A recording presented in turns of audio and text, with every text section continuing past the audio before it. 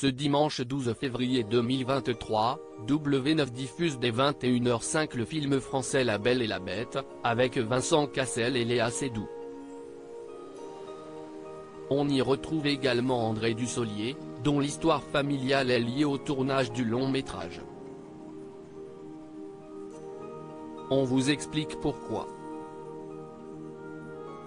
Place à l'univers merveilleux et féerique des contes ce dimanche 12 février 2023 à partir de 21h05 sur W9, la chaîne de la TNT diffuse l'adaptation française de La Belle et la Bête, sortie dans les salles en février 2014 et qui avait attiré pas moins des 1,8 million de spectateurs.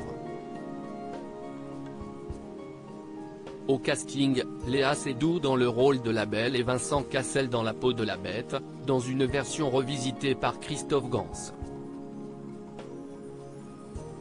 Mais on y retrouve aussi André Dussolier, remplaçant de Gérard Depardieu pour ce projet de remake.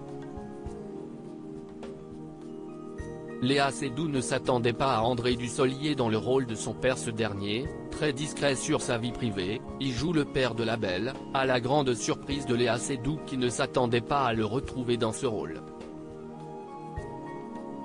Elle confiera tout de même à la sortie du film, la rencontre s'est faite de façon très naturelle et le rapport père-fille s'est établi immédiatement.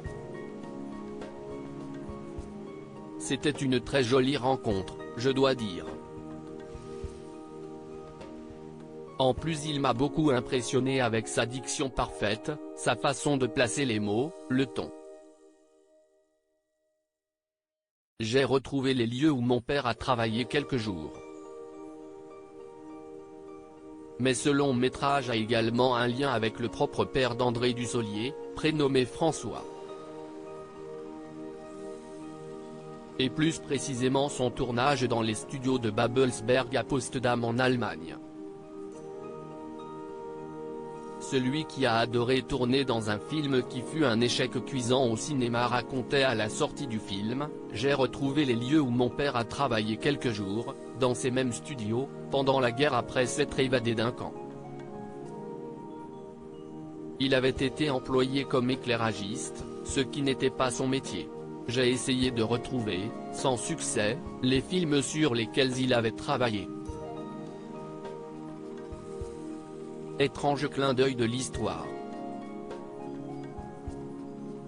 À lire aussi La Belle et la Bête, Salto, comment Christophe Gans a revisité ce conte mythique.